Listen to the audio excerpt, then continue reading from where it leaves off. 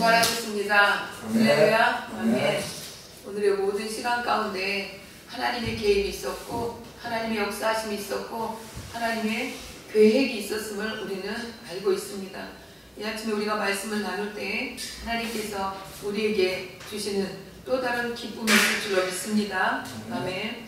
28절 말씀 보시면 이후에 예수께서 이후라는 것은 무엇을 얘기할까요?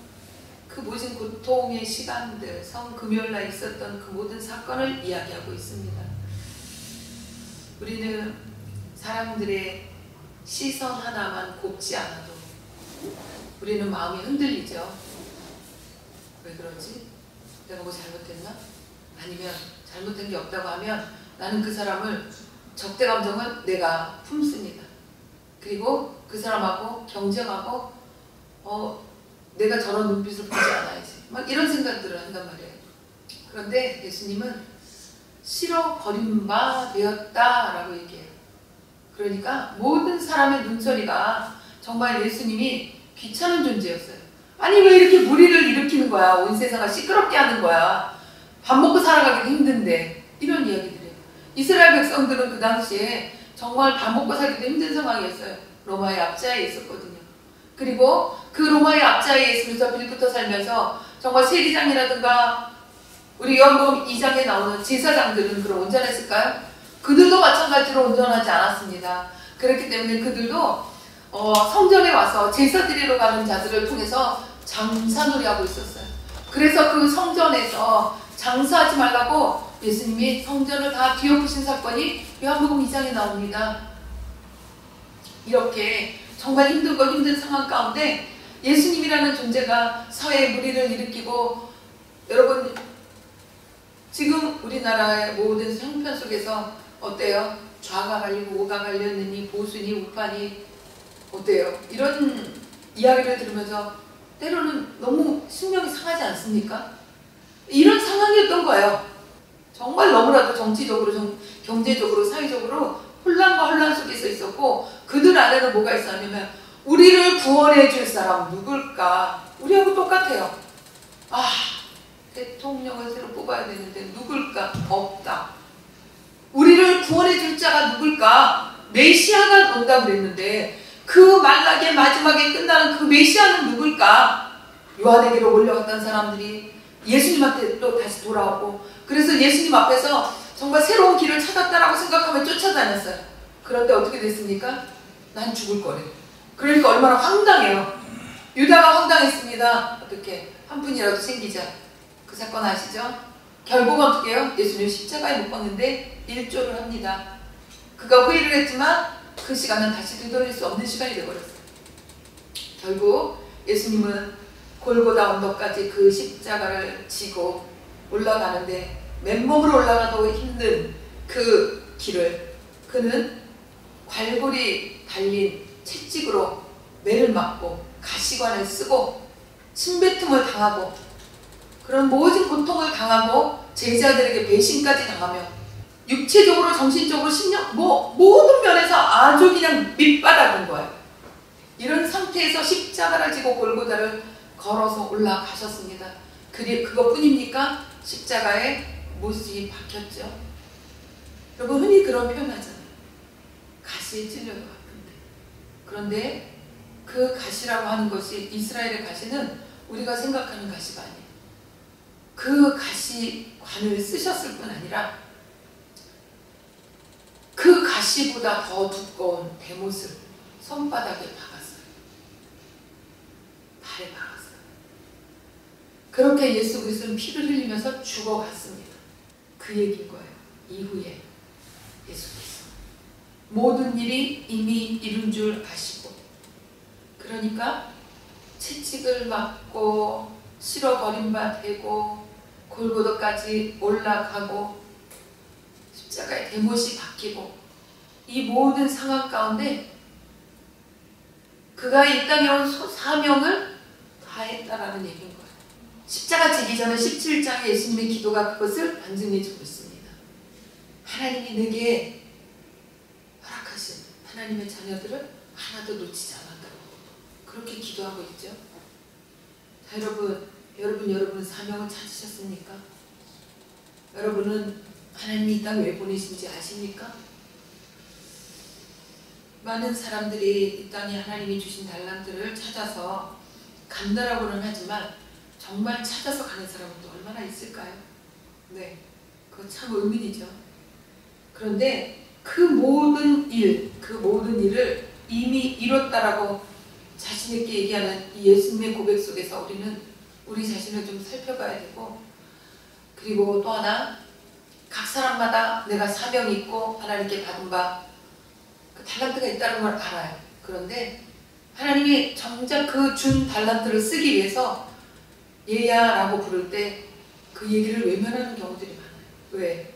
내가 갖고 있는 틀과 틀리기 때문에, 나의 감정과 틀리기 때문에, 내 감정과 틀리기 때문에 여기에 파닥파닥 뛴 사람이 누구였죠? 요나였어요. 그는 니느웨로 가라는 그 소리를 뒤로 하고 다시 쓰러 가는 배를 탑니다. 결국 어떻게 해요? 하나님은 하나님의 일을 하시잖아요. 그러니까 요나가 물고기 뱃속 들어가서 죽었다 살아나고 그리고 나왔는데 그 바닷가에서 또 오셨어요, 하나님이. 그리고 뭐라 그래요? 니느웨 가라고 그랬어요. 그러니까 니느웨로 가는 요나의 입은 어땠을까요? 대발 나왔지. 또 이런 표현은 없지만 죽었다 살아났으니까 죽을까봐 가긴 가는데 내가 그 니느웨 인간들을 정말 이러면서 가는 거예요. 그러니까 어떻게 해요? 3일길을 하루길처럼 후다다다닥 하고 일을 끝내버려요. 그런데 그 후다다닥 끝내는 그 이야기 가운데도 하나님이 역사하시더라는 거죠. 여러분, 하나님이 찾으시는 그 한 사람은, 그러니까 요나가 하나님께 붙들림 받은 거는 그가 하나님의 성품을 알았고 하나님의 뜻을 알았고, 그리고 그는 거룩한 사람이었기 때문에 하나님의 음성을 들을 수 있는 사람이었어요. 그러니까 우리는 첫째적으로 우리가 거룩하게 살아야 돼요. 내가 거룩하게 사라질 때, 그럴 때 그분이 내게 오시는 거예요. 내가 거룩하게 사라지지 않으면 하나님은 나와 동행할 수가 없어요. 어떻게 한 우물에서 쓴물과 단물이 나오겠냐? 이 얘기는 무슨 말이에요? 하나님이 계신 곳에는 악령이 없다는 거예요. 거꾸로 얘기하면 악령이 있는 곳에는 하나님 계실 수 없다는 거예요. 그 악령을 왜 얘기하나? 더러운 곳에 누가 있어요? 더러운 곳에 귀신이 있는 거지. 그래서 우리는 거룩하게 살아야 되는 거예요. 이렇게 자기의 맡은 일을 다 하셨다라고 이야기하신 이 예수님은 마지막까지 하나님이 성경에 기록되어 모든 말씀들을 이루어 가시는 것을 볼 수 있습니다. 이후에 예수께서 이 모든 일이 이미 이룰 줄 아시고 성령으로 응하게 하려 하사 가라사대 내가 목마르다 하시니, 성경으로 응하게 하려 하사, 이 말씀이 무엇을 얘기하는지 여러분 찾아보겠습니다. 시편 69편 21절 보겠습니다. 시작. 저희가 쓸개를 나의 식물로 주며 가랄 때 초로 마시었사오니. 그러니까 쓸개를 나의 식물로 먹으라고 줬다는 거예요. 그리고 목이 마를 때 초로 마셨다, 이건 뭐예요? 식초물 줬다는 거예요. 목마른데. 자, 보세요. 29절 본문으로 돌아오셔서 29절 다 읽겠습니다. 시작. 거기 신포도주가 가득히 담긴 그릇이 있는지라 사람들이 신포도주를 먹으면 해움을 우술초에 매어 예수의 입에 대니. 하나님 말씀이 그대로 끝까지 말씀하신 것들을 다 이루어 가시는 것을 볼 수 있습니다. 그리고 30절에 예수께서 신포도주를 받으신 후 가라사대 다 이루었다 하시고 머리를 숙이시고 영원히 돌아가시니라. 이렇게 정말 극한 고통 가운데 있는 사람들에게는 포도주가 일종의 마취 역할, 그러니까 그걸 많이 먹으면 술이 취하면 고통이 좀 가라앉는 거예요. 그래서 이런 것들을 제수들에게 주었다고 합니다. 그러나 예수님은 그것을 받지 않으셨습니다. 그러나 말씀대로 주는 것까지는, 말씀이 응하게 하시는 것까지는 하셨다는 것을 우리는 말씀을 통해서 확인할 수 있습니다. 자, 30절 보시면 신포도주를 받으신 후에 가라사대 다 이루었다 하시고 머리를 숙이시고 영원히 돌아가시니라, 이렇게 표현하고 있습니다. 여러분 무엇을 이루었길래 다 이루었다라고 하고 계실까요? 예수님은 당당하게 다 이루었다라고 말씀하고 계십니다.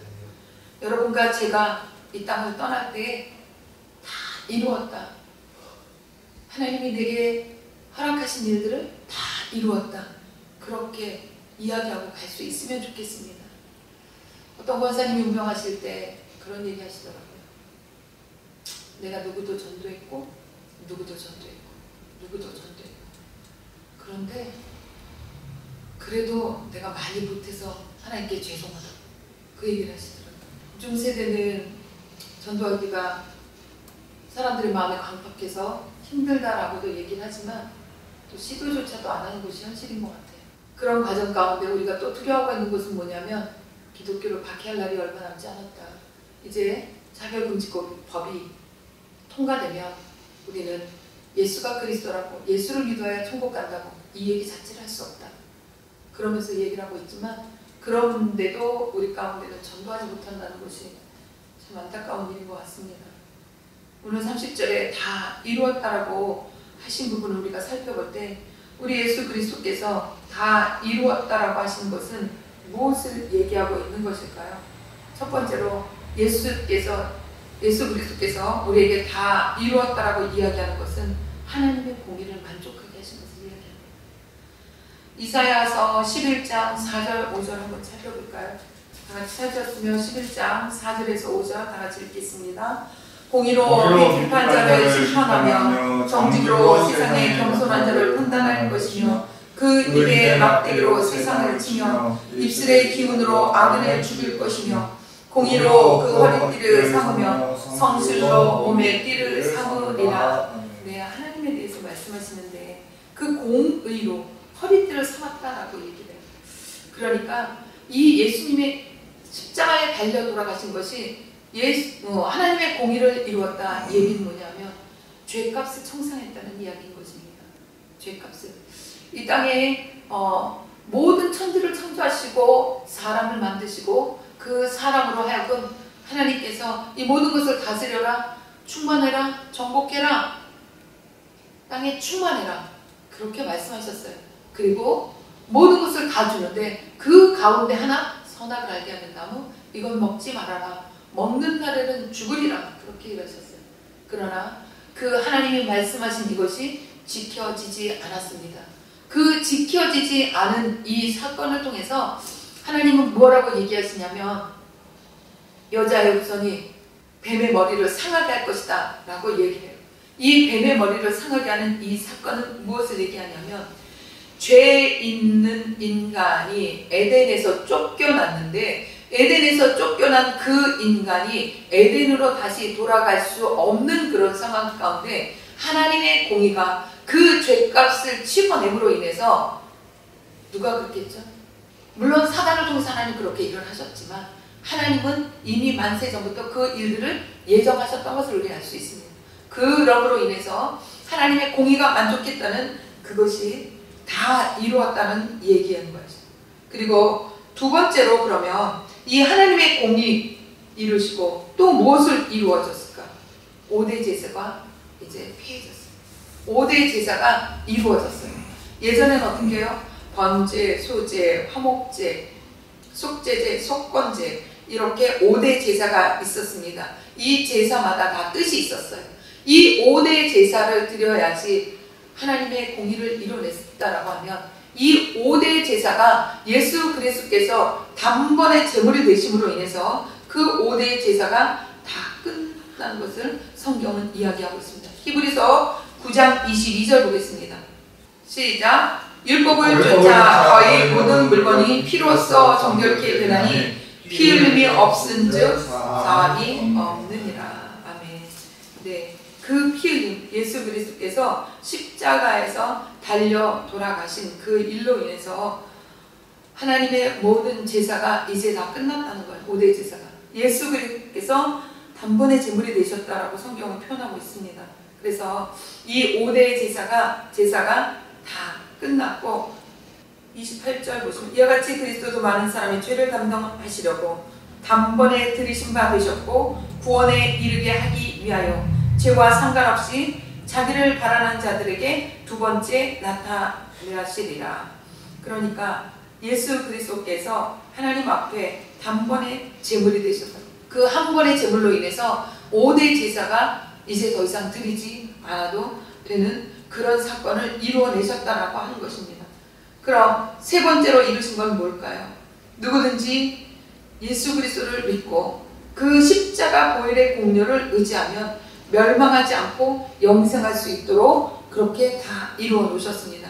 그 말씀이 사도행전 16장 31절, 여러분이 잘 아시는 말씀이에요. 주 예수를 믿으라, 그리하면 너와 네 집이 구원을 얻으리라 말씀하고 계세요. 네, 여러분, 오늘 이 부활의 아침에 우리 하나님이 예수 그리스도를 통해서 이루어내신 이 사건들을 기억하시고 우리가 이 땅에 있을 동안에 내가 정말 다 이루었다라고 마지막에 하나님께 그렇게 이야기할 수 있는 그런 삶을 살아내기를 소망하시기를 원합니다.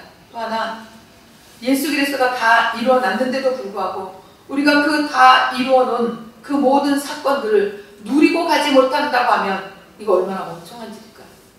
우리는 이 하나님의 공의를 이루셨다는 이 말씀 속에서 더 이상 죄에 눌려서 허덕일 것이 아니라 예수 그리스도의 그 공의, 하나님을 만족케 하는 그 공의를 만족케 한 그 예수 그리스도의 그 부활의 사건을 통해서 우리가 하나님 앞에 당당히 나아갈 수 있다는 것을 기억하시고, 여러분이 기도할 때 때때로 성도들과 만나서 이야기하다 보면 나는 이게 걸리고 저게 걸리고 그러니까 하나님 내 기도 들어줄까? 뭐 이런 생각들이 든다는 거예요.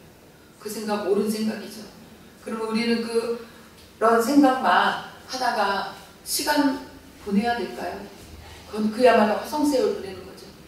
하나님은 많은 선지자들을 통해서 그리고 주의 종들을 통해서 말씀하고 계십니다. 회개하고. 그리고 회개하고 나서 우리에게 이르는 것이 뭐냐? 유쾌케 되는 날이 이르겠다라고 누가 얘기했죠? 베드로가 얘기했습니다. 그날 그 이야기를 받아들인 많은 사람들이 회개하는 역사가 일어났을 뿐 아니라 3,000명이 주께로 돌아오는 역사가 일어났습니다. 무엇 때문에요? 회개라고 하는 전제 조건이 있었습니다. 회개. 여러분, 여러분의 마음을 샅샅이 훑어볼 수 있길 원합니다. 그런데 사실은 우리가 훑어보는 것 때도 한계가 있어요. 그런데 때때로 우리는 살아가면서 문득문득 이전에 있었던 일, 어렸을 때 있었던 일, 그런 것이 문득문득 떠오를 때가 있어요. 그것이 내가 상처받았던 자리일 수도 있고, 그런데 대체적으로 내가 상처 준 것은 내가 정말 목적을 가지고 상처를 줬다고 하면 기억이 날 수 있지만, 목적이 없이 행동을 했다고 하면 나는 상처를 준 사람은 몰라요. 그런데 상처를 받은 사람들은 이 상처받은 그 장소와 시간과 때또는 그 모든 그 공기까지, 냄새까지 기억하는 사람들이 있어요. 왜 그럴까요? 자기 마음 가운데 무언가 남겨있다는 거예요. 여러분, 우리의 모든 시간 가운데 별로 그렇게 중요하지 않은 것은 우리 기억 속에 남지 않습니다. 그런데 여러분의 사건 속에서 그러니까 여러분이 살아온 시간 속에서 기억에 남는 것들이 있다면 그 기억 속으로 기도하면서 들어가 보십시오. 그리고 그 기억 속에서 누군가 나에게 상처 준 것들이 기억이 난다고 하면 그 상처 준 그 사람들을 향한 나의 반응들, 그 사람들을 향한 내가 갖고 있는 마음들, 그것들을 좀 정리를 하셔야 돼요. 그게 감정 청소, 감정의 쓰레기통을 비우는 작업이에요. 그 비우는 작업 속에서 하나님이 필요합니다. 내가 그 사람을 용서하지 못하고, 내가 그 사람을 받아들이지 못하고, 내가 그 사람을 이해하지 못하고 그냥 접어두고 가는 그 과정 속에서 나는 또 다른 죄의 뿌리가 거기서 자라고 있는 것을 발견하실 수 있어요. 그래서 우리는 상처를 찾아갈 필요가 있습니다. 그 사건들로 인해서 내가 이유 없이 그런 사건과 비슷할 때 나도 모르게 울분이 터져 나오든가 분노가 나오든가 이런 사람들이 대체적으로 많이 있습니다. 그러면 그 분노가 조절이 안 될 때 어떻게 돼요? 죄의 자리까지 나가는 거예요. 성경은 이렇게 얘기합니다. 긍휼히 여기는 자, 긍휼히 여김을 받는다고. 그러니까 다시 말해서 용서하는 자가 용서를 받는다는 거예요. 주기도문에도 나오죠. 우리가 우리에게 죄 지은 자를 어떻게 하라고 해요? 용서하라고 해요. 그렇게 용서하면 같이 하나님 우리의 죄를 용서해 주십시오. 이렇게 얘기하고 있어요. 어떻게 보면 조금 이거 너무 어려운 일이고 왜 이런 일을 꼭 해야 되고 하나님 치사하다 이렇게까지 생각할 수 있는데 그게 아닌 거예요. 그 사람이 용서할 수 있다는 것은 그 사람 심령 가운데 온전한 회개가 이루어졌다는 얘기이기 때문에 용서하라고 얘기하는 거죠. 여러분 이 얘기를 들으면서도 여러분 마음 가운데 생각 가운데 떠오르는 사건과 기업과 사람이 있습니까? 아니면 여러분이 누군가에게 본의 아니게 피해를 주고 계획적으로 피해를 줬던 어떤 사람들의 생각이 나십니까? 그거 해결하셔야 됩니다. 그거 해결하지 않으면 하나님과 여러분은 관계가 없는 사람입니다. 왜? 우리가 우리에게 죄 지은 자를 용서한 것 같이 전제 조건이 있다는 걸 기억하십시오. 모두가 다 구원받습니다. 그러나 회개한 자가 구원받는다는 거예요. 계시록에 세마포 흰옷 나오죠? 이 세마포 흰옷을 입은 자만이 천국에 들어간다고 이야기하고 있어요. 공간복음에도 나옵니다. 잔치를 배설했어요. 여기저기 있는 사람들을 다 불렀어요. 올 수는 있어 누구나. 그러나 그 연회장에 들어갈 수 있는 자는 옷을 입은 자였어요. 그 많은 사람 가운데 예복을 입지 않은 자가 있었습니다. 그 예복을 입지 않은 자는 어떻게 했을까요? 못 들어왔어요. 못 들어왔어요. 아무리 여러분이 교회를 열심히 다녔어도 그 교회를 열심히 다닌 숫자로 시간으로 구원받는 것이 아니에요. 여러분의 의복은 얼마만큼 준비되어져 있습니까? 여러분의 그 세마포 옷은 준비되어 있습니까? 세마포 옷은 성도의 옳은 행실이라고 성경은 이야기하고 있습니다. 여러분, 여러분의 옳은 행실이 여러분의 옷을 만들어내고 있는 거예요. 그런데 여러분의 그 옳은 행실은 관심이 없고 그냥 천국만 무조건 예수 믿는다고 간다고 생각하십니까? 아닙니다. 하나님의 공의가 이루어져야지. 회개에 합당한 열매를 맺어야지. 회개를 해서 거룩해져야 세마포 옷이 생기지. 세마포 옷을 입어야 예복을 입은 자가 되지. 그래야 천국 잔치에 들어간다고 성경 반드시 이야기하고 있습니다. 그렇기 때문에 그 길은 좁다고, 협착하다고, 따르는 자가 적다고, 맷돌 가다가 한 사람은 버려둠을 당하고 한 사람은 가고, 신랑을 맞으려고 준비하고 있다가 기름 준비되지 않은 5전에는 기름 사러 갔다가 천국문에 못 들어가고, 그 기름 사러 간 자는 예수 안 믿는 자였을까요? 믿는 자였어요. 신랑은 누굴 얘기합니까? 예수 그리스도를 뜻하는 거잖아요. 그 예수 그리스도를 못 만나는 그들은 여태까지 믿는다고 교회에서 열심히 찬양하고 기도하고 소리 벅벅 질러대고 했는데 그 마지막 때에 기름이 없어서 결혼식에 못 들어갔다는 얘기예요. 그런데 여기서 준비되어지지 않은 그 5사람이 전혀 여러분과 상관이 없는 사람입니까? 그럼 할렐루야 아멘이죠.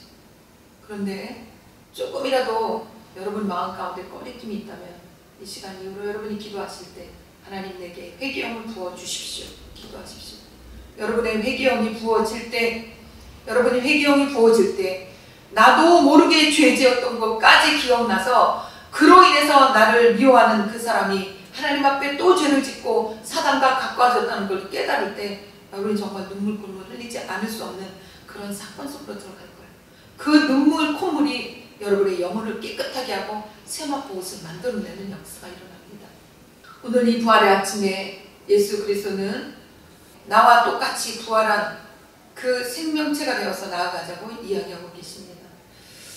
부활하신 예수님이 제자들 앞에 나타났지만 제자들은 그 예수 그리스도를 받아들일 준비가 안 돼 있어요.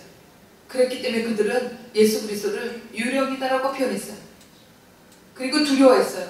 그러니까 어떻게 해요? 예수님이 알려줘야지. 그래서 예수님이 하신 일이 뭐였냐면 손을 보여주고 못자국에 손을 넣으라고 믿으라고 그렇게까지 얘기했죠.